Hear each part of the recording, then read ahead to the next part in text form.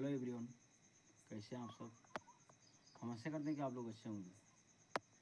तो दोस्तों, अभी आप देख सकते हैं रात के 11 बज रहे हैं और हम अभी कहाँ पे हैं?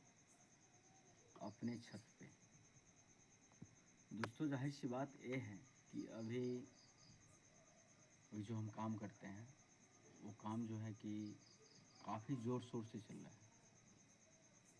यानी कि दशहरा बाद हम लोगों का कबाड़ का काम जो हम करते हैं एकदम इतना रफ्तार पकड़ता है, इसका कोई हद हिसाब नहीं है। तो दोस्तों, इसी वजह से जो है कि हम दिन में वीडियो बना नहीं पा रहे हैं। इसके लिए सॉरी। मैं अभी रात में ही बना रहा हूँ, इसलिए कि रात में ही टाइम मिला है। आप सब सपोर्ट कीजिए, अपना प्यार आशीर्वाद दीजिए। Love you.